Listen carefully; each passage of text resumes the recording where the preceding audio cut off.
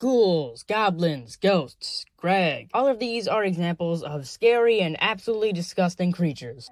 I'm gonna tell you some of my paranormal stories. I was in Connecticut sleeping at my grandma's house. I woke up at like 4 a.m. and I looked over and saw like a hunchback shadow figure looking at the time. And then I immediately went back to sleep. Oh god, a home invader. But it's what I woke up from that's the real scary part. My mom had woken up to some rustling, and then she looked over and she saw my brother, like, digging through the couch cushions, probably looking for a charger. Jack, what the hell? Get your ass back to bed. What the hell are you doing? But why are you yelling at me? Turns around and sees my actual brother there, and they both see the weird shadow figure, and it runs into the other room, and it runs opposite to the door. The whole area is very cramped, so it'd be impossible to, like, run through that area. It would have phased through the chairs, and then it would just disappear without a trace. My mom did play with a lot of Ouija boards as a kid, so I guess it makes sense why she's into the paranormal stuff. Hey, honey, who's your friend?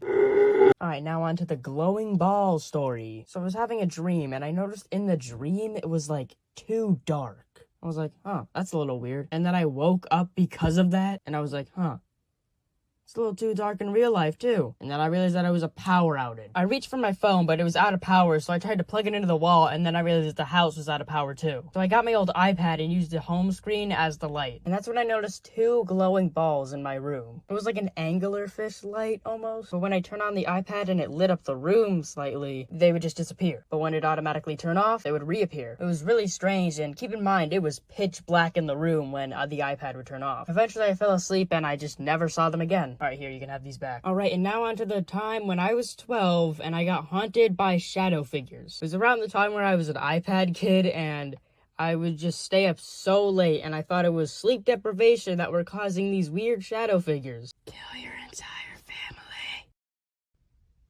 Mondays, am I right? It started off as like I would see them out of the corner of my eye and then look over and they'd be gone. And that was like already scary enough, just having weird shadow figures in my peripheral vision. And then they started to get more active. And eventually they were like, man, I ain't no bitch. Let's beat his ass up.